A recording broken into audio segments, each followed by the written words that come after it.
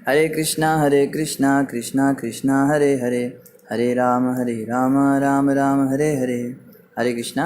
आप सभी भक्तों का हार्दिक स्वागत है आज की श्रीमद् भागवतम की इस कक्षा में। स्वागतम सुस्वागतम। और हम चर्चा कर रहे हैं श्रीमद् भागवत तृतीय स्कंद और अध्याय नंबर 26 पर, और इस अध्याय का नाम है प्रकृति के मूलभूत सिद्धांत। तो जल्दी से हम रिकैप करते हैं, कल हमने क्या पढ़ा था। हम पढ़ रहे थे कि भगवान कपिल अपनी देवहूति माता को आदेश दे रहे हैं, उपदेश दे रहे हैं और बता रहे हैं प्रकृति के सिद्धांतों के बारे में। तो कल हमने चर्चा की थी कि महत तत्व से कैसे प्रकृति आई और प्रधान तत्व क्या होता है, फिर महत तत्व क्या होता है, प्रकृति क्या होती है, और अहंकार भी 3 तरह का होता है। मिथ्या अहंकार जो कि महत तत्व से आया था, सतोगुणी अहंकार, रजोगुणी अहंकार और तमोगुणी अहंकार। इसी श्रृंखला में तो हम पढ़ेंगे आज श्रीमद् भागवत तृतीय स्कंद अध्याय नंबर 26 और श्लोक संख्या 25 से प्रारंभ करेंगे। तो भगवान कपिल जो है इस समय बहुत ही ज्ञान की बात कर रहे हैं, तो कृपया करके ध्यान से सुनेंगे तो समझ में आएगा। स्थूल तत्वों का स्रोत इंद्रियां तथा मन, ये ही 3 प्रकार के अहंकार उनसे अमनित हैं, क्योंकि अहंकार ही उनका कारण है। यह संकर्षण के नाम से जाना जाता है, जो कि 1000 सिरों वाले साक्षात भगवान अनंत हैं। यह अहंकार कर्ता, करण, साधन तथा कार्य या प्रभाव के लक्षणों वाला है। सतो रजो तथा तमो गुणों के द्वारा यह जिस प्रकार प्रभावित होता है, उसी के अनुसार यह शांत, क्रियावान या मंद लक्षण वाला माना जाता है। तो 3 प्रकार का यहाँ पे अहंकार बताया जा रहा है, और सतो रजो तथा तमोगुण के द्वारा जिस प्रकार से व्यक्ति प्रभावित होता है, उसी के अनुसार वो शांत, क्रियावान या मंद लक्षण प्रकट करता है। तो जो सतोगुणी अहंकार से ज़्यादा प्रभावित होता है, उसके अंदर शांति होती है, वो शांत बैठा होता है व्यक्ति। कई लोग होते हैं ना, बड़े शांत स्वभाव के होते हैं, बड़े सरल होते हैं। क्लास के अंदर कई हमारे फ्रेंड्स होते थे, वो चुपचाप अपने एक कोने में पढ़ते रहते थे। तो इनको कहते हैं सतोगुणी अहंकार से प्रभावित हैं। दूसरे जो रजोगुणी होते हैं वो क्रियावान होते हैं, कुछ ना कुछ करते रहेंगे, इधर जाएंगे उधर जाएंगे, करते रहेंगे। तो वो लोग जो हैं वो रजोगुणी अहंकार से प्रभावित होते हैं। कई लोग होते हैं ना जो कभी खाली नहीं बैठ सकते, कभी शांत नहीं बैठ सकते, उनके दिमाग में कुछ ना कुछ लगा रहता है। और तीसरे होते हैं जो तमोगुणी अहंकार से प्रभावित होते हैं, वो मंद होते हैं। मंद का मतलब होता है बिल्कुल डम्ब होते हैं, उनको कुछ समझ में नहीं आता, कुछ उनको बात बताओ, 10 बार बताओ, 20 बार बताओ, फिर वही गलती करेंगे। जैसे जानवर होते हैं ना, इस तरह के कई लोग होते हैं। उनको कई लोग बोलते हैं ना गुस्से में गधा कहीं का, तो गधा भी तमोगुणी अहंकार वाला ही होता है। बैठेंगे तो बैठ ही जाएंगे, पड़े रहेंगे, उनको बता दोगे, कुछ समझा दोगे तो कुछ कर देंगे, नहीं तो कुछ समझ में नहीं आएगा उनको। जो मतलब अज्ञानी, मूल रूप से जो अज्ञानी लोग होते हैं, तो ये 3 प्रकार के अहंकार से प्रभावित होते हैं। सत्व के अहंकार से दूसरा विकार आता है। इससे मन उत्पन्न होता है, जिसके संकल्पों तथा विकल्पों से इच्छा का उदय होता है। तो यहाँ पे बहुत ही साइंटिफिक तरीके से बताया जा रहा है, बहुत टेक्निकल टर्म्स में बताया जा रहा है कि सतोगुणी अहंकार का एक विकार होता है और इससे मन उत्पन्न होता है। हमारा जो मन है ना, मन नहीं हो रहा है, मेरा मन ऐसा हो रहा है, मेरा मन झूम रहा है, मेरा मन डोल रहा है, तो ये मन जो है ये सतोगुणी अहंकार के एक विकार से उत्पन्न होता है, और इसके संकल्पों और विकल्पों की इच्छा से, इससे जो है संकल्पों और विकल्पों की इच्छा का उदय होता है। यानी कि मन के 2 कार्य हैं, संकल्प और विकल्प। संकल्प मतलब सोचना, ये करूँगा, वो करूँगा, ऐसा करूँगा, आज से ऐसा करूँगा, कल से वैसा करूँगा, दुनिया भर के संकल्प होंगे। और विकल्प, ऐसा नहीं, ऐसा करना ठीक रहेगा, ऐसा करूँ क्या या वैसा करूँ क्या, तो बस यही काम है मन का। और इससे जो है इच्छा का उदय होता है। इच्छा मन करता है। देखिए, मन में और बुद्धि में क्या अंतर है, हम लोग डिफ्रेंशिएट नहीं कर पाते एग्जैक्टली मन के क्या क्या लक्षण हैं और बुद्धि के क्या क्या लक्षण हैं। अगर क्वेश्चन आ जाए पेपर में डिफरेंस बिटवीन मन एंड बुद्धि, तो ऐसे लाइन खींच के लिखते थे ना, बीच में लाइन बनाते थे और इधर लिखते थे कि मन ऐसा करता है जबकि बुद्धि वैसा करती है। तो वो वाले लक्षण यहाँ बताए जा रहे हैं कि मन क्या करता है, मन में इच्छा उत्पन्न होती है। इच्छाएं करना मन का काम है, जो कि संकल्पों और विकल्पों के द्वारा होता है। जीवात्मा का मन इंद्रियों के परम अधिष्ठाता अनिरुद्ध के नाम से प्रसिद्ध है। उसका नील श्याम शरीर शरदकालीन कमल के समान है, योगी जन उसे शनैः शनैः प्राप्त करते हैं। तो जो जीवात्माओं का मन होता है वो इंद्रियों के परम अधिष्ठाता अनिरुद्ध के नाम से प्रसिद्ध है। तो जो इंद्रियों के देवता होते हैं, जैसे हमने पहले भी चर्चा की थी, हमारी सारी इंद्रियां अलग अलग देवता संचालित करते हैं। इस शरीर को चलाने के पीछे उनका कार्य है। आत्मा बस इच्छा करती है और देवता उसको अंजाम देते हैं। आत्मा कहती है हाथ थोड़ा आगे बढ़ो, ऐसी इच्छा हो रही है कि काश मेरा हाथ आगे बढ़ जाए, और हाथों के जो देवता है, जो इंद्र हैं, वो हाथ को आगे बढ़ा देते हैं। और आत्मा इच्छा करती है कि मैं थोड़ा सा जंप लगाऊं, तो जितनी क्षमता होती है उसके अनुसार ही देवता उस शरीर को ऊपर नीचे करते, जंप लगाते हैं। इसलिए हम देखते हैं ना, योगी जन क्या करते हैं, वो हवा में उड़ने लगते हैं, पानी पे चलने लगते हैं। ये अगर आप साइंटिफिकली इसको प्रूव करना चाहो, दिस इज इम्पॉसिबल। या तो व्यक्ति अपनी डेंसिटी पानी से कम कर ले, तब तो वो पानी पे तैरे, लेकिन पानी के ऊपर चलना ये नामुमकिन है। साइंटिफिक टर्म्स में इसका कोई आंसर नहीं है। लेकिन आज भी ऐसे ऐसे योगी होते हैं जो ऐसा करते हैं, आग के अंदर चले जाते हैं, अग्नि उनको जला नहीं पाती। तो इनका आंसर साइंस के पास नहीं है, यहाँ पे साइंस फेल है। इसका आंसर यही है कि जो देवता होते हैं, शरीर के संचालन करने वाले, उन किसी विशेष देवता की सिद्धि करके उनको प्रसन्न कर लिया जाता है। फिर वो देवता जो है वो शरीर की क्षमता बढ़ा देते हैं। जैसे जो वेट कंट्रोल करने वाले देवता हैं, जो वज़न कंट्रोल करते हैं, वो उस शरीर के वेट को बिल्कुल ज़ीरो कर देते हैं। फिर वो पानी पे चलने लगता है या हवा में उड़ने लगता है, रुई से भी हल्का हो जाता है। या जो अग्नि के अंदर जलने का काम है, वो अग्नि देवता की सिद्धि कर लेता है, तो अग्नि उसको जलाती नहीं शरीर को, वो फायर प्रूफ शरीर ही हो जाता है। आजकल लोग बुलेट प्रूफ जैकेट्स पहनते हैं ना, तो योगियों के शरीर ही बुलेट प्रूफ होते थे, वो सिद्धि कर लेते थे उसकी। तो एक्चुअली भी देवताओं के द्वारा ये शरीर चल रहा है। और सारे जो अधिष्ठाता देव हैं इंद्रियों के, उनके जो परम अधिष्ठाता हैं, उनके जो मेन किंग हैं, जो उनके राजा हैं, उनका नाम है अनिरुद्ध, और वो संचालित करते हैं मन को। तो मन एक्चुअली में अनिरुद्ध के द्वारा संचालित होता है। कई लोगों का मन जो है बड़ा अशांत रहता है, बड़े क्रोधी रहते हैं, जिनमें बहुत क्रोध होता है, तो उनको क्या करते हैं ना, चंद्रमा पहनाते हैं, चंद्रमा का लॉकेट पहनाते हैं। आपने सुना होगा प्राय, चांदी का एक चंद्रमा पहनाते हैं। तो वो चंद्रमा जो है वो मन के पास रहता है, हृदय पे लगा रहता है, तो उससे कहते ठंडक मिलती है, शांति रहती है। तो मूर्ख लोग कहते हैं ये क्या बात हुई, ये तो पागलपन है, लॉकेट पहनने से गुस्सा नहीं आएगा, ये इसका क्या आंसर है। तो ऐसे बेकार के तर्क देने वाले लोग कभी समझ नहीं पाएंगे। ये बहुत ग्रेट साइंस है, इसको समझने के लिए बहुत बुद्धि चाहिए और विवेक चाहिए, आध्यात्मिक ज्ञान चाहिए। जिसके अंदर आध्यात्मिक ज्ञान नहीं है वो व्यक्ति इन बातों को समझ नहीं पाएगा। तो खैर यहाँ बताया जा रहा है वो जो अनिरुद्ध हैं, अनिरुद्ध कौन है, भगवान संकर्षण के ही एक अवतार हैं। ये कैसे दिखते हैं, नील श्याम शरीर वाले हैं और शरदकालीन कमल के समान हैं। शरद ऋतु में जो कमल खिलता है रात को, वैसे सुंदर दिखते हैं, और योगी जन उसे शनैः शनैः प्राप्त करते हैं। योगी जो हैं धीरे धीरे उनकी प्राप्ति कर लेते हैं। हे सती, रजोगुणी अहंकार में विकार होने से बुद्धि का जन्म होता है। तो बुद्धि जो है वो रजोगुणी अहंकार से बनती है। मन सतोगुणी अहंकार के विकार से बना था। ये सब नोट करने वाली चीज़ें हैं। मन और बुद्धि में क्या डिफरेंस है? एक डिफरेंस तो ये है कि मन सतोगुणी अहंकार से बनता है, जबकि रजोगुणी अहंकार से बुद्धि बनती है। ठीक है। तो और उसके बाद क्या हुआ, बुद्धि के कार्य हैं दिखाई पड़ने पर पदार्थों की प्रकृति का निर्धारण में सहायता करना और इंद्रियों की सहायता करना। तो मन जो था वो पूरी तरह से स्वतंत्र था। मन का कुछ काम किसी की हेल्प करना नहीं था। मन एक इंडिपेंडेंट व्यक्ति की तरह है जो कुछ भी संकल्प कर लेता है, कुछ भी विकल्प कर लेता है। आप ध्यान देंगे तो मन बस खाली सोचता रहता है और अनाप शनाप सोचता है। मतलब मन में ना कभी कभी ऐसी इच्छाएं आ जाती है जो पॉसिबल ही नहीं है। मन कभी सोचता है काश मैं भी हवा में उड़ता। कई बार हम सोचते हैं ना, हवा चल रही होती है, हम सोचते हैं मैं भी उड़ता, जबकि ये पॉसिबल ही नहीं है। तो मन जो है बड़ा ही इलॉजिकल टाइप का एलिमेंट है जो कुछ भी संकल्प कर लेता है और कुछ भी विकल्प कर लेता है। लेकिन बुद्धि ऐसी नहीं है। बुद्धि क्या करती है? बुद्धि के कार्य हैं दिखाई पड़ने पर पदार्थों की प्रकृति के निर्धारण में सहायता करना, कि जो चीज़ दिख रही है उसकी प्रकृति बताना कि ये ऐसी है, ये वैसी है, ये व्यक्ति इस तरह के काम कर रहा है तो कल को ऐसा होगा, या ये जो पढ़ाई है इसको पढ़ने से मुझे एग्ज़ाम्स में पास हो पाऊंगा। मतलब बुद्धि का काम है लॉजिकल सोचना। लॉजिक की बात बुद्धि सोचती है, मन तो पूरी तरह से लॉजिकल है, वो कुछ भी सोच लेता है, लेकिन बुद्धि जो है वो वही सोचती है जो हो सकता है प्रैक्टिकली पॉसिबल।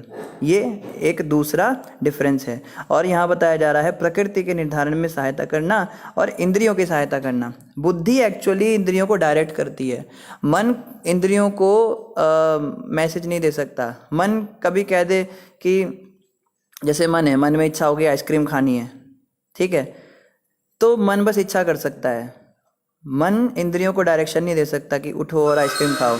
मन बुद्धि को प्रेशराइज करता है कि बुद्धि आइसक्रीम खानी है, आइसक्रीम खानी है, आइसक्रीम खानी है। फिर बुद्धि जब कहती है चलो ठीक है खाते हैं, बुद्धि एक्चुअली में हमारी मेन एलिमेंट रहती है, बुद्धि राजा है। बुद्धि मन से सुनती है, मन एक एडवाइस देता है बुद्धि को, और उसके बाद बुद्धि निर्धारण करती है कि ऐसा करना चाहिए या नहीं करना चाहिए। इसको विवेक भी कहते हैं। ये जानवरों में नहीं होता। जानवरों का क्या फॉर्मूला है? Just do it. नाइकी का एक चला था ना डायलॉग, जस्ट डू इट। कई लोग पहनते हैं शर्ट, उस पर लिखा होता है जस्ट डू इट, कर दो, सोचो मत, कर दो। ये जानवरों की वृत्ति है। जिस व्यक्ति के अंदर बुद्धि नहीं होती वही ऐसा सोच सकता है कि बस कर दो। तो मन तो कहता है बस कर दो, लेकिन बुद्धि कहती है रुक जा भाई, देख तो ले जेब में कितने पैसे हैं, अभी समय क्या हो रहा है, मौसम कैसा है, कहीं मैं बीमार ना पड़ जाऊं। बुद्धि ये सब सोचती है, और फिर अकॉर्डिंगली जब बुद्धि को लगता है कि ये बात ठीक है, फिर वो इंद्रियों को डायरेक्ट करती है। कहा है ना, इंद्रियों की सहायता करना। फिर बुद्धि इंद्रियों को मैसेज देती है पैरों चलो, हाथ तुम जो है पैसे निकालो जेब से। तो एक्चुअली में मन जो है वो इंद्रियों को, उस पर इंद्रियों पे उसका कोई कंट्रोल नहीं है, लेकिन बुद्धि का इंद्रियों पे कंट्रोल। ये तीसरा डिफरेंस है मन और बुद्धि में। तो जनरली हम देखते हैं, जैसे कई वक्त कहते हैं ना प्रभु जी जप में मन नहीं लग रहा है, तो एक्चुअली में जब हम कहेंगे ना जप में बुद्धि नहीं लग रही है, तो हमें प्रॉब्लम की सिचुएशन है। क्योंकि बुद्धि अगर नहीं लग रही है तो बुद्धि हाथों को रोक देगी, मुंह अगर बोल रहा है तो उसको रोक देगी, क्योंकि बुद्धि डायरेक्ट कर सकती है ना इंद्रियों को। मन केवल अगर नहीं भी लग रहा है तो मन कुछ कर नहीं सकता है। बात को समझिए, मन के पास इतनी शक्ति नहीं है कि वो इंद्रियों को रोक दे। आपको जप करते हुए मन रोक ही नहीं सकता। मन बस खाली प्रेशराइज कर सकता है बुद्धि को कि रोको, जप को रोको। लेकिन बुद्धि जब तक नहीं कहेगी इंद्रियों को रुकने के लिए, तब तक इंद्रियां नहीं रुकने वाली, जप चलता रहेगा। तो एक्चुअली में गुरु महाराज से कई बार लोग पूछते हैं कि महाराज जी जप में मन नहीं लगता तो क्या करें, मन हमारा इधर उधर भाग जाता है, हम बैठे जप कर रहे मन इधर उधर भाग गया। तो महाराज जी यही उत्तर देते हैं। ऐसा नहीं है, महाराज जी बड़े सिंपल लगते हैं, जवाब ऐसे देते हैं, बट यही लॉजिक उनका चलता है। यहाँ से पता लगता है महाराज जी को भागवतम का पूरा उनके हृदय में बातें हैं। तो खैर, मगर वो ज़्यादा बड़ी बड़ी बातें नहीं करते बहुत कि उस श्लोक में ऐसा लिखा है वैसा लिखा है। वो बिल्कुल सिंपल बोलते हैं, अगर आपका मन भाग रहा है जप में तो उसको भागने दो। क्या करेगा? आप मत भागो। मन जो है, मान लो मन प्रसादम में चला गया, किचन में चला गया कि फ्रिज के अंदर केक रखा है खा लूँ, तो आप जाने दो उसको, आप मत जाओ। महाराज ये जवाब देते हैं, आप बैठे रहो, आप बैठ कर जप करते रहो। आप जप करते रहोगे तो मन को वापस आना पड़ेगा, क्योंकि मन खुद से कुछ नहीं कर सकता। जब तक हम उठ के नहीं जाएंगे तब तक हमारा जप रुकने वाला नहीं है। तो एक्चुअली में मन के पास इतनी पावर नहीं है। हालांकि कहते हैं मन के अंदर 10,000 हाथियों का बल है, लेकिन 10,000 हाथियों का जो बल है वो केवल एक एडवाइस दे सकता है बुद्धि को कि उठ जाओ, केक खा लो जाके, या कपड़े धो लो, या तुम्हारी सब्जी गैस पे रखी हुई है, टीवी पे सीरियल आ रहा है। ऐसा मन बहुत सारी एडवाइसेस देगा, जाके ड्रेसेस चेक करो, या चेकलिस्ट बनाता है कई बार मन। जब कर रहे हरे कृष्णा कृष्णा कृष्णा हरे हरे, हरे राम राम राम हरे हरे, और अंदर चेकलिस्ट बन रही होती है। आज दिन में ये करना है, वहाँ जाना है, उसका बिल लेना है, उसके पैसे देने हैं, उससे ये करे, अरे ये काम तो रह गया था कल का, मैसेज तो किया ही नहीं, फ़ोन निकालो अभी कि अभी मैसेज करो, तुरंत मैसेज करो, अभी नहीं किया तो फिर कभी नहीं होगा, भूल जाऊँगा। ऐसे बहुत सारी बातें बोलेगा। लेकिन बुद्धि एक्चुअली में जब तक उसकी बात को इम्प्लीमेंट नहीं करेगी तब तक वो हमारा कुछ बिगाड़ नहीं सकता। तो महाराज जी का जो कहना है वो यही है कि मन जो है उसको करने दो, जो करना है उसको सोचने दो, जो सोचना है। आप उठो मत, आप जब करते रहो तो मन को वापस आना पड़ेगा। तो ये बात यहाँ पे कंफर्म हो रही है श्रीमद् भागवत तृतीय स्कंद अध्याय नंबर 26 और श्लोक संख्या 29 में ये बात कही गई है कि बुद्धि जो है वो एक्चुअली में इंद्रियों की सहायता करती है। आगे कह रहे संदेह, विपरीत ज्ञान, सही ज्ञान, स्मृति तथा निद्रा, ये अपने भिन्न भिन्न कार्यों से निश्चित किए जाते हैं और यही बुद्धि के स्पष्ट लक्षण हैं। क्या क्या बुद्धि के स्पष्ट लक्षण बताए हैं कि मतलब ऐसा कहते हैं ना कि कई लोग कह सकते हैं भाई बुद्धि और मन लगभग एक जैसे ही लग रहे हैं, क्योंकि हम बोलते हैं ना मन भी दिखता नहीं, बुद्धि भी दिखती नहीं है। कई बार हमारे मन के अंदर कुछ भाव आ जाते हैं, कुछ इच्छा आ जाती है, तो हम सोचते हैं कि बुद्धि है या मन है, पता नहीं लगता। तो बुद्धि के स्पष्ट लक्षण क्या है वो यहाँ बताए हैं। पहला, संदेह। जब हम किसी पे संदेह करते हैं, किसी बात पे हमें संदेह हो जाता है, ऐसा है या वैसा है, ऐसा करूँ या वैसा करूँ, ये काम बुद्धि का है। मन कभी संदेह नहीं कर सकता। कहते हैं ना मन बड़ा चंचल है, मन बड़ा भोला है, ऐसा बोलते हैं ना। मन तो तुरंत बस जस्ट डू इट, मन ज़्यादा सोचता नहीं। लेकिन बुद्धि क्या करती है? संदेह करती है, रुको रुको रुको, ऐसा करना चाहिए या नहीं करना चाहिए। जैसे कि मन ने कहा कि ये व्यक्ति के पास जाओ और इससे पैसे मांग लो अगर तुम्हें प्रॉब्लम है। फिर बुद्धि संदेह करती है कि ये पैसे देगा या नहीं देगा, पहले मेरा इसका रिलेशन कैसे था इसके साथ में, संदेह। दूसरा, विपरीत ज्ञान। विपरीत ज्ञान का क्या मतलब होता है? जो मतलब उसके एक ज्ञान, एक तो होता है अनुकूल ज्ञान, एक होता है विपरीत ज्ञान। मतलब उस वस्तु के बारे में उसके मेरिट्स और डीमेरिट्स दोनों पे विचार करना, ये बुद्धि का काम है कि वो वास्तव में उसकी अच्छाइयाँ और बुराइयाँ दोनों पे विचार कर सकती है। सही ज्ञान, बुद्धि का सही ज्ञान भी कि वास्तविक ज्ञान है क्या, ये भी बुद्धि का ही काम है। स्मृति तथा निद्रा। स्मृति का मतलब होता है मतलब यादाश्त। यादाश्त जो होती है हमारी, वो भी बुद्धि में होती है।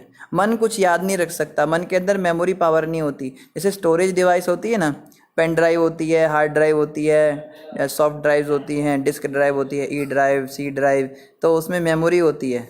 लिखते हैं ना उसमें मेमोरी 330 GB फ्री मेमोरी। तो मेमोरी शब्द वहीं से आया है कि एक्चुअली में स्टोरेज हमारे अंदर भी हो रही है, बट वो स्टोरेज बुद्धि में होती है, वो ब्रेन में नहीं होती है। अगर ब्रेन के अंदर स्टोरेज होती मान लो, तो ऐसा कैसे हो सकता है कि व्यक्ति मरने के बाद अगला जन्म याद कर रहा है? मेरे पास बहुत सारे एग्जाम्पल हैं, भारत से नहीं विदेशों से। एक पुस्तक लिखी गई, उसमें लिखा है 1000 केसेस ऑफ रीबर्थ। एक बुक है, आप इंटरनेट पे सर्च कर सकते हैं, और वो साइंटिस्ट ने लिखी है, वो किसी योगी ऋषि ने नहीं लिखी है। उस साइंटिस्ट ने 1000 केस स्टडीज़ करी हैं बच्चों की जो अपना पिछला जन्म याद कर रहे हैं। वो बता रहे हैं हम यहाँ रहते थे, ऐसे रहते थे। एक छोटा सा बच्चा है, वो लगभग 6 साल का है, अभी तो बड़ा हो गया, मतलब जब वो 6 साल का था तो वो पूरा बताता था, ये एरोप्लेन ऐसा होता है, फाइटर जेट ऐसा होता है, उसमें ये फीचर्स होते हैं, उसके अंदर ऐसे उसको चलाते हैं, वो पूरा बताता था। जबकि उसने बचपन से कभी किसी फाइटर प्लेन के बारे में सुना ही नहीं। तो उसके माँ बाप बड़े आश्चर्यचकित हो गए, ऐसा कैसे हो सकता है। तो वो केस भी उस किताब में लिखा गया। ऐसा कोई भी केस होता है तो उस साइंटिस्ट को वो लोग बताते हैं। एक छोटी सी बच्ची थी, वो बचपन से ही ये जो तिनके होते हैं ना, तिनकों से हट बनाने में बड़ी एक्सपर्ट थी। झोपड़ी जो होती है वो बनाने की कला होती है उस देश में, तो उसको वो बनाना आता था। वो बड़े बड़े कलात्मक तरीके से बनाती थी।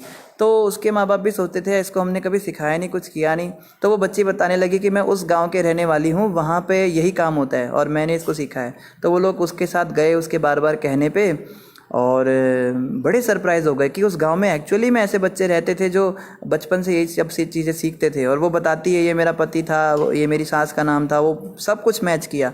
तो ऐसे ऐसे 1000 केसेस उस साइंटिस्ट ने उस किताब में लिखे, मगर उसका आंसर उसको नहीं पता, उसका जवाब नहीं पता। वो कहता है मुझे नहीं पता ऐसा कैसे हो सकता है, बट ऐसा हुआ है। तो यहाँ पे बताया जा रहा है कि ऐसा इसलिए होता है क्योंकि स्टोरेज जो है वो बुद्धि में होता है, और बुद्धि एक सूक्ष्म शरीर में होती है आत्मा के, जो छूटता नहीं। मरने के बाद में ब्रेन चेंज हो जाता है, इंद्रियां चेंज हो जाती है, पंच महाभूत से बना शरीर चेंज हो जाता है, लेकिन मन, बुद्धि और अहंकार से बना हुआ जो सूक्ष्म शरीर है ये आत्मा के साथ हमेशा रहता है, ये कभी चेंज नहीं होता। तो स्मृति तथा निद्रा, निद्रा भी जो है बुद्धि को आती है। ये अपने भिन्न भिन्न कार्यों से निश्चित किए जाते हैं और यही बुद्धि के स्पष्ट लक्षण हैं। आगे बता रहे, रजोगुणी अहंकार से 2 प्रकार की इंद्रियां उत्पन्न होती हैं, ज्ञानेंद्रियां तथा कर्मेंद्रियां। तो जो रजोगुणी अहंकार है, इससे हमारी ज्ञानेंद्रिय और कर्मेंद्रियां बनती हैं।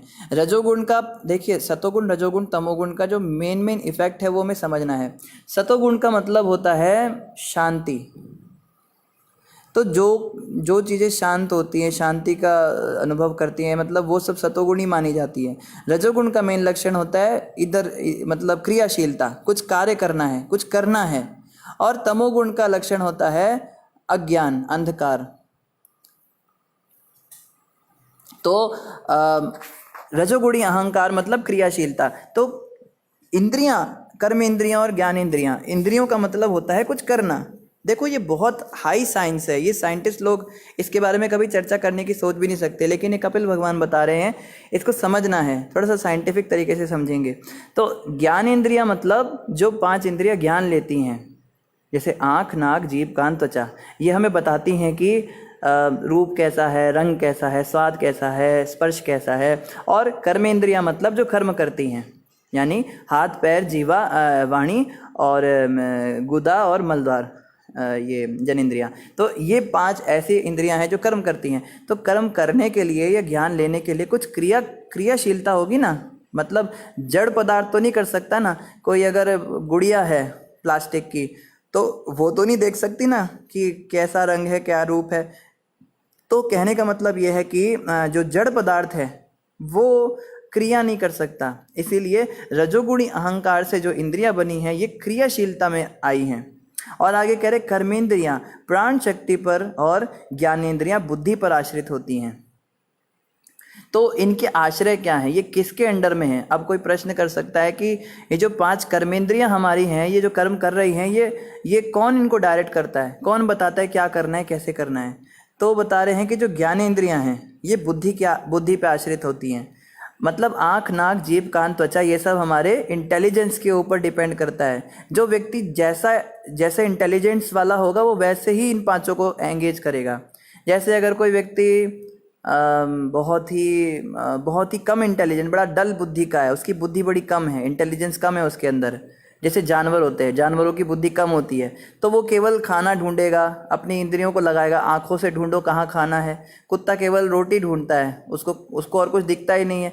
या फिर कुतिया को ढूंढता है, या फिर कोई अच्छी सी रहने की जगह ढूंढता है, रात बिताने के लिए कोई सोने की जगह ढूंढो। तो इस प्रकार से उनकी इंद्रियां चलती हैं। लेकिन जो बहुत बुद्धिमान व्यक्ति होता है, जैसे कोई मनुष्य है और बहुत ही बुद्धिमान व्यक्ति है, तो वो अपनी इंद्रियों को इस हिसाब से चलाता है।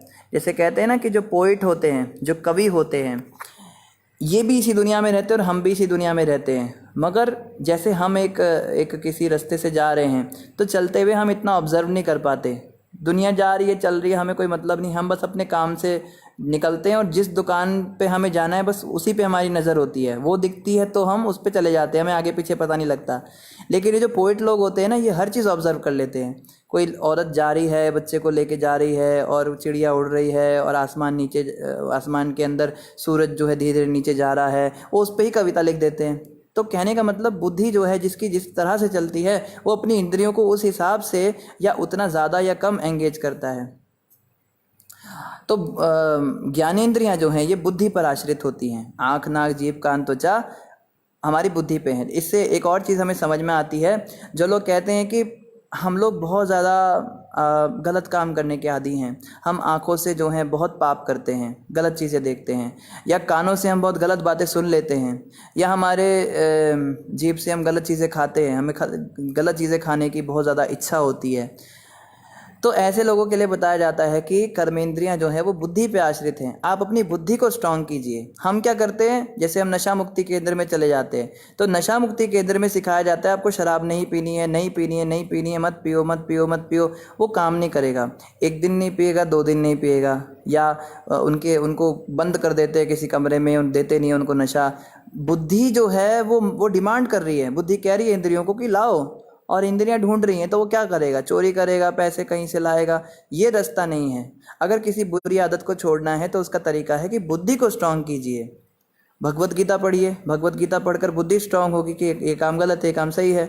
या लेक्चर सुनिए, जो ये होते हैं ना, आजकल मोटिवेशनल स्पीकर्स का ज़माना है, तो ये जो मोटिवेशनल स्पीकर्स होते हैं ये एक्चुअली बुद्धि पे काम करते हैं। ये कुछ ऐसी पंच लाइन्स बोल देंगे, कैसी कुछ बात बोल देंगे जो सीधा बुद्धि पे लग जाएगी।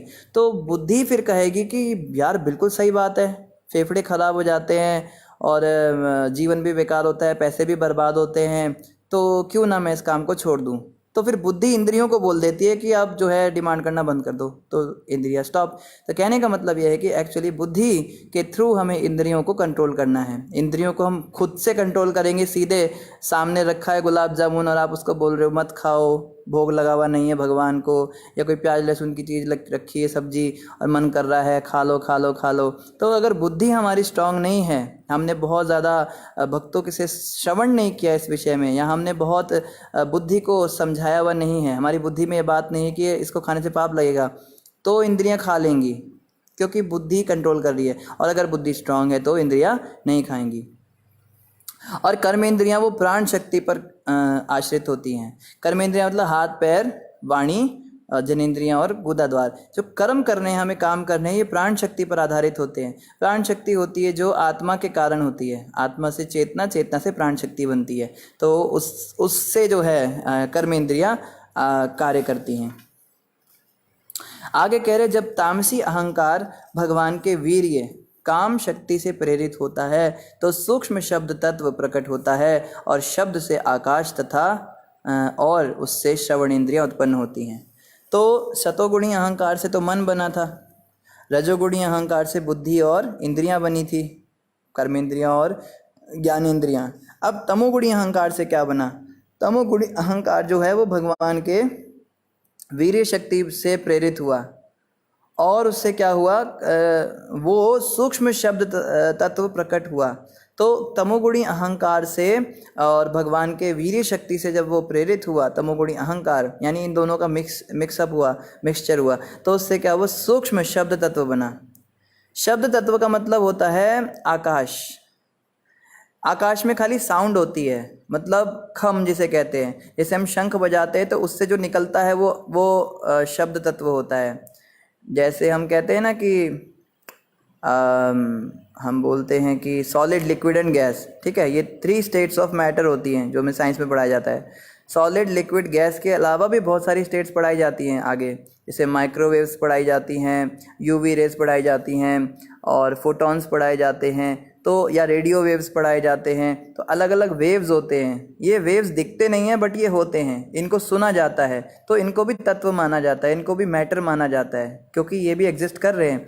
तो वही जो वेव्स हैं जो कि केवल सुनाई देते हैं, उसको ही शब्द तत्व कहते हैं।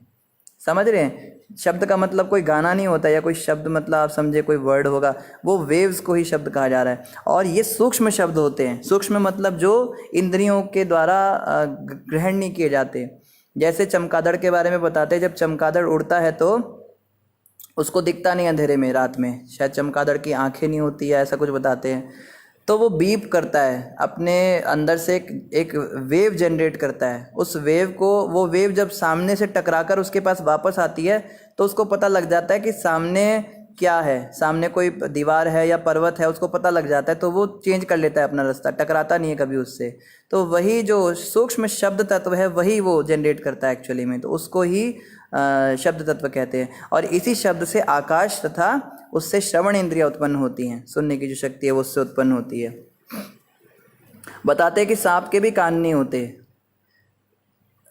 लेकिन सांप के कान तो नहीं होते, मगर उसको जैसे हम पिक्चरों में भी देखते थे, वो एक बीन बजाने वाला आता था और वो बजाता था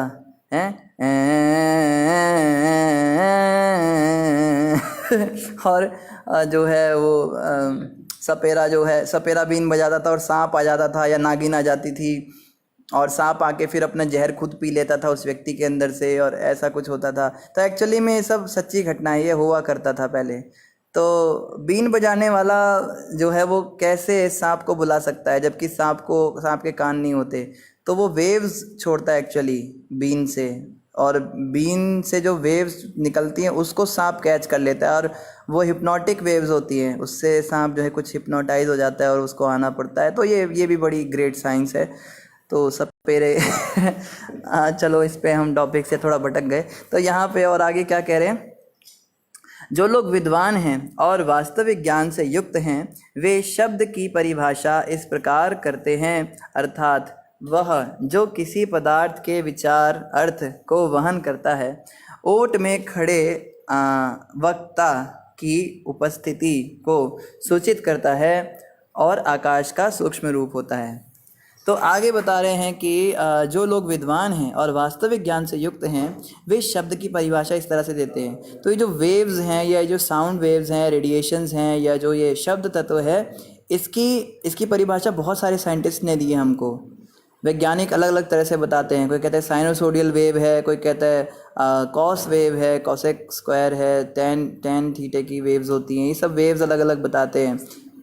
बट एक्चुअली में वेव्स का जो ये शब्द तत्व है, इसका विद्वान जन वास्तविक ज्ञान क्या बताते हैं। इसकी विद्वान जन, देखो जो लोग कहते हैं ना शास्त्रों में, भागवत क्या तुम भागवत सुनते हो, पागल हो, भागवत तो बूढ़े लोग पढ़ते हैं अंकल। अब बताओ बुढ़िया माही को समझ में आएंगी ये सब बातें? भागवत किसके लिए है? लोग सोचते हैं हमारे शास्त्रों में कोई अंधविश्वास की बातें होंगी। तो कितना डीप साइंस है, मतलब मैं समझा भी नहीं पा रहा हूँ इसको, बट गुरु महाराज की कृपा से थोड़ा बहुत, हम प्रभुपाद जी की कृपा से समझने का प्रयास करते हैं। तो ये जो शब्द तत्व है, इसकी सही सही परिभाषा जो विद्वानों ने दी है और जो वास्तविक ज्ञान से युक्त है, वो सुनिए। अब वो क्या है? वो ये है, करते हैं कि अर्थात वह जो किसी पदार्थ के विचार को वहन करता है।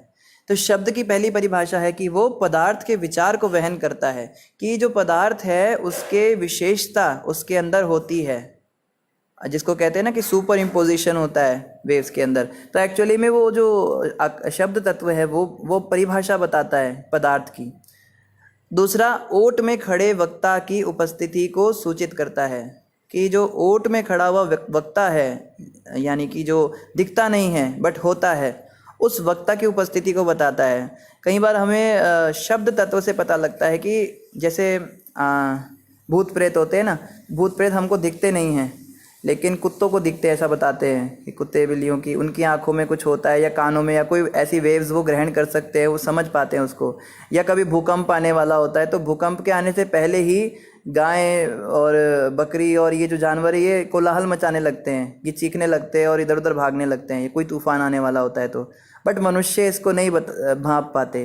तो ये अलग अलग योनियों में मतलब कुछ विशेषताएं होती हैं जो उन शब्द तत्वों को ग्रहण कर सकती हैं। तो इसमें बताया ओट में खड़े वक्ता की उपस्थिति को सूचित करना, तो उनकी उपस्थिति से ये अवगत हो जाते हैं। जैसे कुत्ते भूत देख लेते हैं, या जानवर डंगर जो होते हैं ये तूफान और भूकंप को भांप लेते हैं, तो उनकी उपस्थिति इनको पता लग जाती है। ये शब्द तत्व का एक प्रमाण है, शब्द तत्व की एक परिभाषा है, यानी कि उनको वो शब्द तत्व जो है वो सुनाई दे रहा है। और आकाश का सूक्ष्म रूप होता है। तीसरी इसकी परिभाषा है कि आकाश का सूक्ष्म रूप होता है, यानी आकाश तत्व जो है उसका ये सूक्ष्म रूप होता है शब्द तत्व। आकाश मतलब क्या होता है? कई लोग कहते थे ना कि आकाश को छू लें, आसमान को छुएंगे हम। आसमान को अब छू नहीं सकते क्योंकि वो कोई पदार्थ नहीं होता, वो कोई ठोस चीज़ नहीं है आकाश। एक सीरियल आता था अलिफ लैला बहुत पहले आता था, बचपन में हम देखते थे टीवी पे, डीडी नेशनल पे आता था। तो उसमें ऐसा दिखा रहे थे वो, तो एक व्यक्ति जो था उसका जो शहज़ादा था वो किसी वहाँ पे गया, पता नहीं जन्नत में चला गया, कहाँ चला गया। तो वहाँ एक बहुत बड़ा भयंकर सा असुर खड़ा हुआ था और उसने आकाश पकड़ रखा था अपने हाथ से, उसने आसमान पकड़ा हुआ था। तो वो जाके उसको पूछता है कि तुम मुझे ये बात बताओ, इसका जवाब मुझे चाहिए। वो मुझे पूछ रही है, पता नहीं मुर्गाबी के अंडे समान मोती का कुछ राज बताओ। तो वो बोलता है कि मेरे हाथ पे वो लिखा हुआ है, लेकिन मैंने हाथों से आसमान पकड़ रखा है। अगर मैंने अपना हाथ हटा के उसको पढ़ने की कोशिश की तो आसमान गिर जाएगा नीचे। तो मतलब इस तरह की चीज़ें दिखाते हैं टीवी में, वो आसमान नीचे गिर जाएगा, उसने पकड़ रखा है। आसमान या आकाश तत्व जो है वो कभी छुआ नहीं जाता, वो स्पर्श नहीं किया जा सकता। आप रॉकेट से कितना भी ऊपर चले जाओ, आप ये नहीं कह सकते मैंने आकाश को छू लिया। तो आकाश है क्या? यानी कि आकाश तत्व जो है ये शब्द तत्व है बेसिकली, यानी खम तत्व। ये सबसे जटिल तत्व है एक्चुअली, इसको समझना बहुत मुश्किल है। पृथ्वी तत्व समझ में आता है, जल तत्व भी समझ में आता है, अग्नि तत्व भी समझ में आता है, वायु तत्व भी समझ में आता है। पर ये जो आकाश तत्व है ये बड़ा पेचीदा तत्व है। इसको कहीं जगह पे खम कहा गया है, कहीं जगह पे आकाश, कहीं पे शब्द तत्व भी कहा गया है। तो ज़्यादा इसमें हम नहीं घुसेंगे। आगे कह रहे हैं, समस्त जीवों को उनके बाह्य तथा आंतरिक अस्तित्व के लिए अवकाश स्थान प्रदान करना। तो आकाश तत्व की और भी आगे परिभाषा दे रहे हैं, तो मैं इसमें ज़्यादा डिटेल में नहीं जा रहा हूँ, बस हम ऊपर से समझने का प्रयास करेंगे। एक और इसकी परिभाषा क्या है आकाश तत्व की? समस्त जीवों को उनके बाह्य तथा आंतरिक अस्तित्व के लिए अवकाश स्थान प्रदान करना। तो जीवों को अंदर और बाहर जो है अवकाश देना, स्थान देना, ये आकाश तत्व का काम है। तो इन बातों से समझ में आ रहा है शायद वैक्यूम को भी आकाश तत्व कहते हैं, क्योंकि वैक्यूम ही होता है जिसमें कि वो एटम्स और मॉलिक्यूल्स को जगह देता है रहने के लिए। जैसे हम जल तत्व की बात करें तो उसमें मॉलिक्यूल्स बड़े दूर दूर होते हैं, इसलिए वो जल तत्व बन जाता है। और जब वो मॉलिक्यूल्स और दूर दूर हो जाते हैं तो वो एयर बन जाता है। और जब मॉलिक्यूल्स बिल्कुल ख़त्म हो जाते हैं तो जो खाली स्पेस बचता है उसको वैक्यूम कहते हैं। तो यहाँ पे बताया जो खाली स्पेस है, जो जगह देता है उन एलिमेंट्स को आने के लिए, वो आकाश तत्व है। तो शायद वैक्यूम आकाश तत्व हो सकता है। आगे कह रहे जैसे कि प्राणवायु, तो ये तो खैर वैक्यूम की बात नहीं कर रहे। प्राणवायु जो है ये भी आकाश तत्व है। हमारी जो प्राणवायु होती है ना, जिससे हम सांस लेते हैं, जैसे हम ऑक्सीजन खींचते हैं और कार्बन डाइऑक्साइड छोड़ते हैं, उसको प्राणवायु और अपान वायु कहते हैं। हमारे शरीर में 7 प्रकार की वायु होती हैं बेसिकली। हमें तो सिखाया जाता है बस एक ऑक्सीजन जाती है और कार्बन डाइऑक्साइड आ जाती है, बट एक्चुअली में अंदर बहुत सारी हवाएं काम कर रही हैं। जैसे हमें प्रेशर लगता है जिसको नेचुरल कॉल कहते हैं। तो जब हम जाते हैं शौच करने के लिए तो हम कुछ प्रेशर एक्सर्ट करते हैं, तो एक्चुअली में वो एक वायु होती है। वो वायु पेट के अंदर प्रेशर डालती है, तब मल का त्याग होता है। और एक प्रकार की वायु होती है जो खींचती, जैसे हम नाक से खींचते हैं ना, कभी हमें ज़ुकाम हो जाता है तो हम अंदर खींचते हैं, सांस लेते हैं, तो वो भी अंदर एक वैक्यूम होता है। देखो वैक्यूम अगर अंदर क्रिएट होगा तभी अंदर का खिंचाव बनेगा। किसी भी चीज़ को खींचने के लिए आपको वैक्यूम जनरेट करना पड़ता है। जैसे पिचकारी होती है या इंजेक्शन होता है, सिरिंज होता है, तो जब हम उसको खींचते हैं, कई बार आपने देखा है ना, डॉक्टर ऐसे खींच देते हैं अंदर, तो एकदम से उसमें दवाई नहीं भरती। वो पहले एक कुछ खाली सा स्थान बनता है, फिर धीरे धीरे उसमें दवा भरनी शुरू हो जाती है। तो वो जो खाली स्थान अचानक से बना, अगेन वो वैक्यूम ही होता है। तो वो भी जो है प्राणवायु, मतलब वो वायुओं के समान होता है। हमारे शरीर में भी वो बनता है, वही वैक्यूम बनता है। उसी के कारण जो है हम ये जैसे नाक के अंदर जो मतलब जुकाम वाला जो होता है लिक्विड, उसको खींचते हैं या जो भी खींचते हैं, तो अंदर कुछ खींच पा रहे हैं, इसका मतलब अंदर वैक्यूम जनरेट होता है। तो वही जो है ये आकाश तत्व है और इंद्रियों एवं मन का कार्य क्षेत्र है। ये आकाश तत्व के कार्य तथा लक्षण हैं। तो ज़्यादा ही हम डीप चले गए। कुछ प्रश्न आए हैं, प्रश्न या कमेंट्स जो भी हैं। सबसे पहले शिवांगी माता कह रही है वेरी इंटरेस्टिंग कॉन्सेप्ट मन बुद्धि। थैंक यू माता जी। वास्तव में मुझे भी बड़ा इंटरेस्टिंग लगा ये टॉपिक थोड़ा। जेल में भगवत गीता होना मतलब कितना अच्छा कॉन्सेप्ट है प्रभु जी, उनकी बुद्धि का विकास होना होगा उससे। तो बिल्कुल आपने सही कहा, जेल के अंदर जो कैदी होते हैं उनको अगर हम भगवत गीता दे दें तो उसको पढ़ के उनकी बुद्धि स्ट्रांग होगी, और बुद्धि स्ट्रांग होगी तो वो इंद्रियों को डायरेक्ट करेगी अकॉर्डिंगली। आपको पता है ऐसा हुआ है, हमारे उधमपुर में भी एक जेल है और दिल्ली में भी बहुत बड़ी जेल है। बहुत सारी जेल्स में हम जाते हैं, हमारे डिवोटीज़ जाते हैं, 5-7 डिवोटीज़ जाएंगे, खूब कीर्तन करते हैं। और वो कैदी लोग भी बड़ा इंटरेस्ट लेते हैं। वो वैसे भी बोर हो रहे होते हैं दिन भर इतने सालों से, तो जब ये हरे कृष्णा वाले आते हैं तो बड़े खुश हो जाते हैं। वो आज कुछ बढ़िया खाने को मिलेगा, क्योंकि भक्त लोग प्रसाद भी लेके जाते हैं उनके लिए, और फ्री में भगवत गीता बांटते हैं। जेल्स के अंदर एक्चुअली में प्रीचिंग चल रही है, हम लोग बहुत सारे जेल्स के अंदर भगवत गीता बांटते हैं फ्री में। तो कैदियों को भगवत गीता देते हैं, कीर्तन कराते हैं, वो नाचते हैं, झूमते हैं अंदर, और एक दूसरे के गले लग लग के नाचते हैं। बड़े नज़ारे होते हैं देखने वाले। तो गाते हैं, हम गवाते बोलते हैं हरे कृष्णा, वो भी बोलते हैं हरे कृष्णा। तो ऐसा होता है जेल्स में। और बहुत सारे, जैसे गुरु महाराज एक बार जेल में गए। महाराज जी हर कैदी से पूछ रहे थे, हाँ भाई तूने क्या किया था? तो एक बच्चा ही था, वो से 18-19 साल का था। कहता है मैंने मर्डर किया है।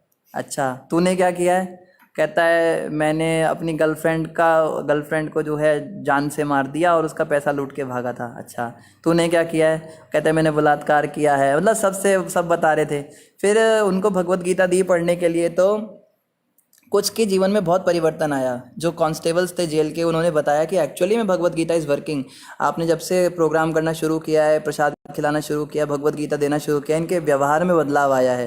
ये लोग पहले बिल्कुल ही मतलब निठल्ले हो गए थे, बेकार पड़े रहते थे, कुछ नहीं करते थे, और बस टाइम पे खाना मिल गया, सो लिए, बातें कर ली इधर उधर की। बट अभी काफ़ी व्यवहार में बदलाव आ रहा है इनके। तो बिल्कुल ये काम करता है जेल के अंदर भगवत गीता देना। तो जेल में अगर आप यातना दोगे, मारोगे, पीटोगे, तो इंद्रियों को मार रहे हो ना, इंद्रियों को पीट रहे हो। बुद्धि तक तो मैसेज नहीं जा रहा है ना। बुद्धि को बस ये लगता है कि चलो पिटाई हुई, दर्द हो रहा है, इंद्रियां चिल्लाती हैं बुद्धि को। लेकिन अगर उसको रिहा कर दिया पीट के आपने, तो बुद्धि का सुधार हुआ नहीं, इसलिए दोबारा चोरी करेगा, दोबारा पकड़ा जाएगा, दोबारा पिटेगा। तो बुद्धि पे काम करना चाहिए।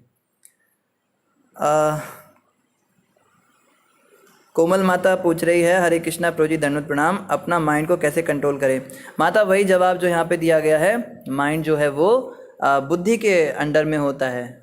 एक्चुअली माइंड कंट्रोल करने की ज़रूरत ही नहीं है। माइंड को जो करना है फ्री छोड़ दीजिए, करने दीजिए उसको, जो आपको करना है करो।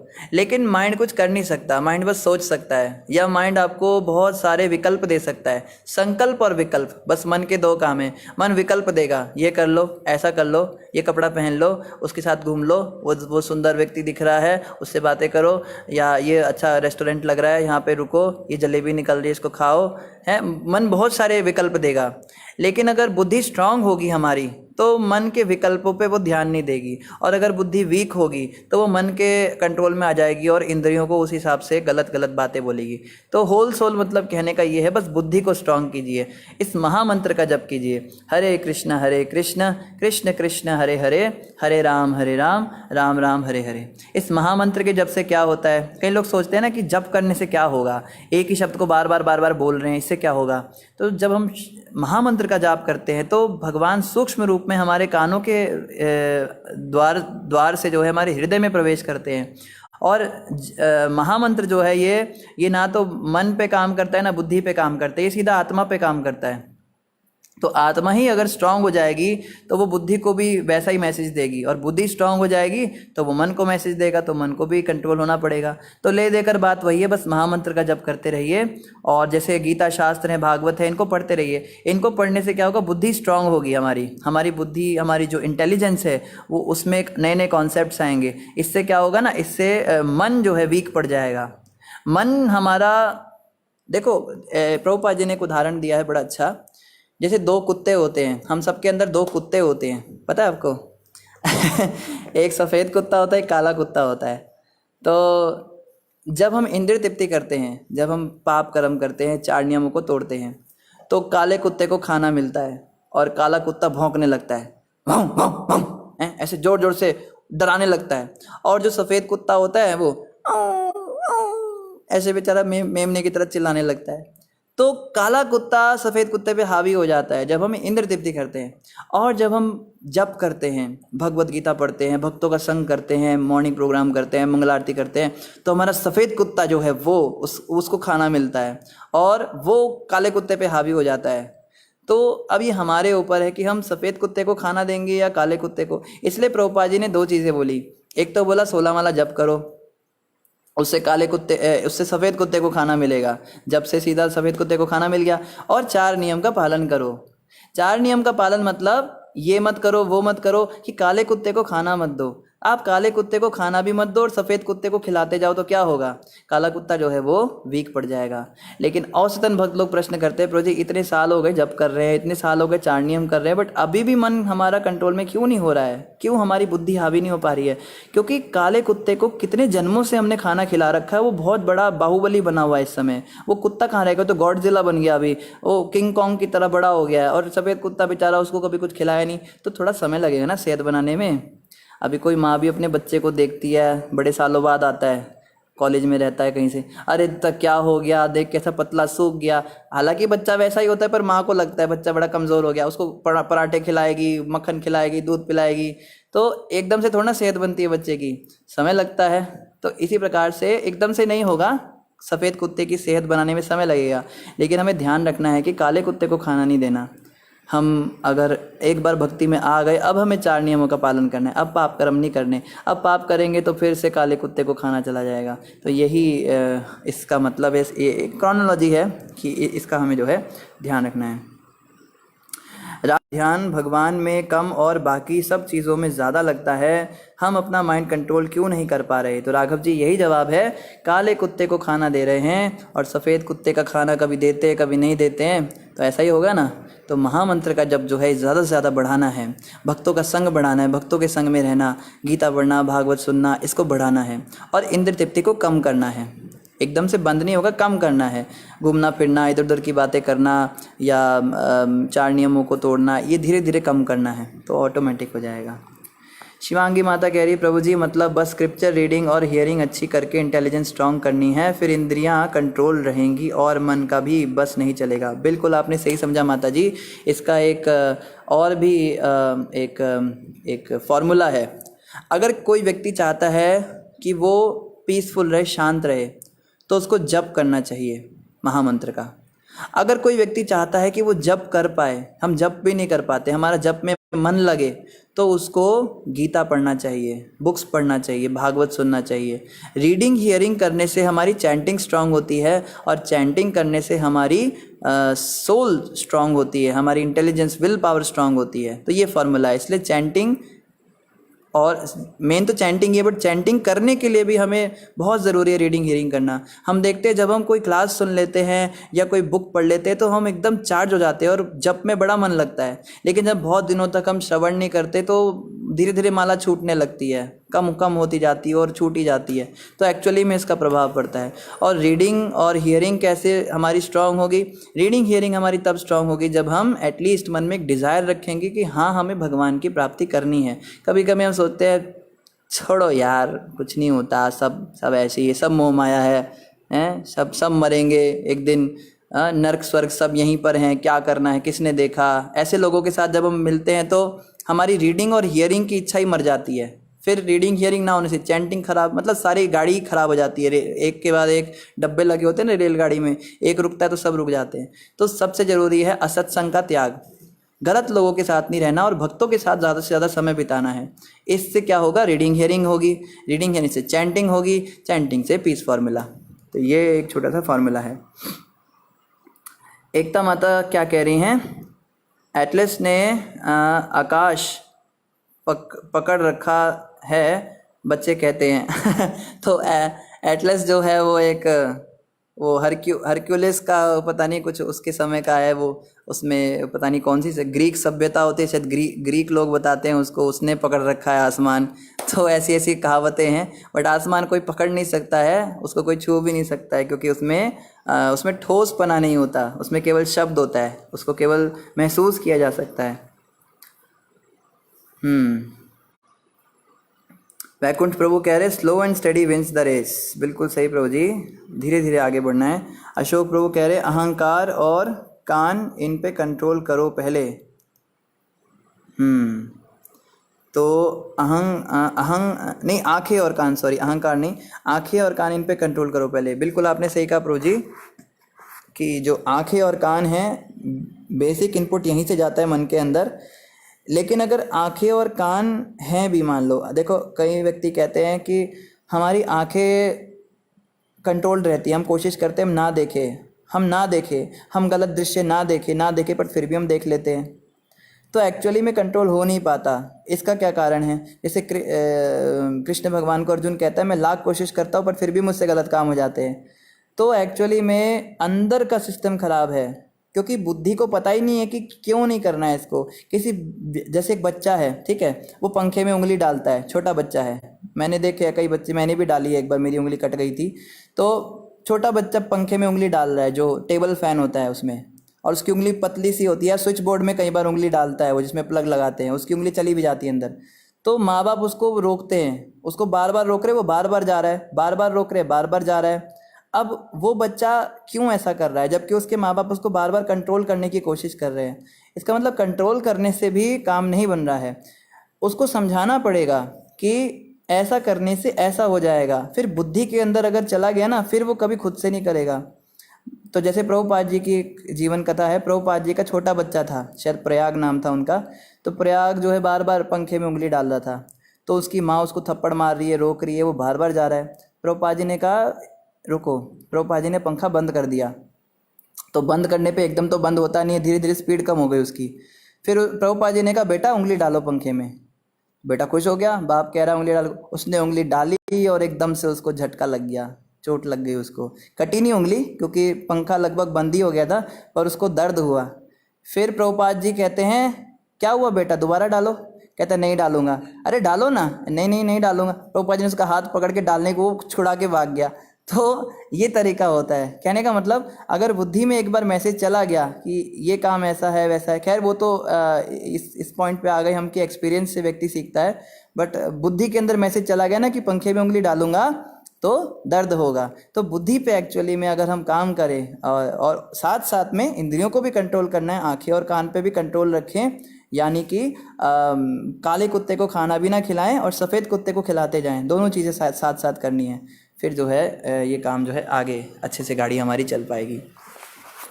आगे कह रहे हैं, ध्वनि उत्पन्न करने वाले आकाश में काल की गति से विकार उत्पन्न होता है और इस तरह स्पर्श तन्मात्रा प्रकट होता है, इससे फिर वायु तथा स्पर्श इंद्रियां उत्पन्न होती हैं। तो जो ध्वनि उत्पन्न करने वाले आकाश है, आकाश बेसिकली ध्वनि उत्पन्न करता है, आकाश से ध्वनि उत्पन्न होती है। हम जो बोल पाते हैं ना, हमारी वोकल कॉर्ड्स होती हैं, आपको पता है आवाज़ कैसे निकलती है मुंह से? साइंस कहती है कि अंदर कुछ ड्रम्स होते हैं जो बजते हैं, कोई आप खुद सोचिए बोलते कैसे हैं। हारमोनियम देखा है किसी ने? हारमोनियम कैसे पंप करते हैं, उसमें से आवाज़ आती है, वो इलेक्ट्रिसिटी से थोड़ा ना चलता है, तो कैसे आवाज़ आती है? अंदर बेसिकली क्या होता है ना, एक हवा होती है उसके अंदर। हारमोनियम को जब हम प्रेशर से बंद करते हैं तो वो हवा निकलती है बाहर छेद से, तो उस जिस की को हमने बजाया, जैसे हमने सा बजाया तो उसमें से सा ऐसी आवाज़ निकलती है। वो कैसे निकलती है? हवा जो है जब बाहर की ओर आ रही होती है तो उसमें एक पत्ती लगी होती है छोटी सी जो वाइब्रेट करती है। तो हमने ये जाना है कि वाइब्रेशन से ध्वनि उत्पन्न होती है हमारे गले के अंदर भी। तो हमारे शरीर के अंदर जो हवा भरी हुई जो वायु है वो जब बाहर निकलती है, तो हवा जब बाहर निकलती है तो वो तो फूंक मार के भी निकलती है, लेकिन उसमें तो आवाज़ नहीं होती। या जब जैसे आप में से किसी ने सीटी बजाई हो, तो जब हम सीटी मारते हैं तो उससे क्या होता है ना कि वाइब्रेशन वाली आवाज़ होती है, लेकिन जब हम बोलते हैं तो उसका प्रोसीजर अलग होता है। उसका प्रोसीजर क्या है? वो आकाश तत्व से निकलती है बेसिकली। जो हमारे शरीर में आकाश तत्व, खम तत्व है, उससे ध्वनि उत्पन्न होती है। तो ध्वनि उत्पन्न करने वाला जो आकाश है उसमें काल की गति से विकार उत्पन्न होता है। तो काल मतलब समय, जो सब कुछ समाप्त कर देता है। वो जब उस आकाश तत्व को विकार उत्पन्न करता है उसमें, और इस तरह स्पर्श तन्मात्र प्रकट होती है, उससे स्पर्श बनता है। तो एक्चुअली में आकाश तत्व से स्पर्श तत्व बना, स्पर्श तन्मात्र प्रकट हुए, इससे फिर वायु तथा स्पर्श इंद्रियां उत्पन्न हुई। तो हमारी जो स्पर्श इंद्रियां हैं जिससे हम ज्ञान लेते हैं कि चीज़ गर्म है, ठंडी है, हवा कैसी है, तेज़ चल रही है, कम चल रही है, वो जो है वो इससे ही प्रकट होती है, ध्वनि तत्व से, आकाश तत्व से। और स्पर्श इंद्रियां तथा वायु भी इसी से प्रकट होती है। आकाश से वायु आती है, वही जो हमने पहले भी 3-4 बार पढ़ा हुआ है। आकाश से वायु, फिर वायु से वो बनता है अग्नि बनती है, अग्नि से जल बनेगा, जल से फिर पृथ्वी बनेगी, तो वही चीज़ रिपीट हो रही है। तो लगभग समय पूरा हो गया है। आप सभी भक्तों का धन्यवाद। आगे हम कल बढ़ेंगे, और किसी भक्त का कोई प्रश्न हो तो आप कमेंट पर पूछ सकते हैं। और बहुत धन्यवाद, आप सभी समय पर आते हैं। कृपया करके आप हमें अपना आशीर्वाद देते रहिए ताकि हम आपकी सेवा में लगे रह सकें। और ये बड़े जटिल टॉपिक्स हैं, हम समझ नहीं पाते, कभी कभी इन खुद भी नहीं समझ पाते। तो आप बस ऐसे ही आशीर्वाद रखेंगे तो कुछ हम भी समझ पाएंगे, कुछ आप भी समझ पाएंगे। इस प्रकार से हमारी सबकी आध्यात्मिक प्रगति होगी। तो वैकुंठ प्रभु ग्रुप का लिंक डाल देंगे, आप सभी ग्रुप में ऐड हो सकते हैं। और अयोध्या प्रभु महाराज जी के आज का प्रवचन का भी लिंक डाल देंगे, गुरु महाराज का प्रवचन भी अवश्य सुने। और जैसे कि हमने कई बार कहा है कि टीवी पे भी महाराज जी का प्रोग्राम आता है डेली, सत्संग चैनल पे आता है, और शाम को 8:40 से शुरू होता है वो। तो सत्संग चैनल पर आप टीवी पर 8:40 से इस्कॉन का प्रोग्राम देख सकते हैं। बेसिकली इस्कॉन संस्था के जो प्रोग्राम्स है वो टीवी चैनल्स पे बहुत कम आते हैं, देखने में मिलता है, क्योंकि बड़े महंगे होते हैं। तो महाराज जी का भी प्रोग्राम चलाने में काफ़ी पैसा लग रहा है, बट हम चला रहे हैं क्योंकि प्रामाणिक शिक्षा ज़रूरी है देनी लोगों को। तो इस्कॉन के वो आचार्य हैं, तो आप अवश्य टीवी पे क्यों किसी मायावादी को सुने, आप प्रामाणिक संतों को सुनिए। 8:40 से आप सत्संग चैनल पे भी अवश्य उनका प्रोग्राम देख सकते हैं। इन्हीं शब्दों के साथ आप सभी का धन्यवाद। हरे कृष्णा। ग्रंथराज श्रीमद् भागवतम महापुराण की जय, जगत गुरु शिला प्रभुपाद की जय, गौर भक्तवृंद की जय। हरे कृष्णा। मोहिनी माता कह रही है बहुत अच्छा लगा। धन्यवाद माता जी, आप डेली आया कीजिए तो हमें भी बहुत अच्छा लगेगा। हरे कृष्णा।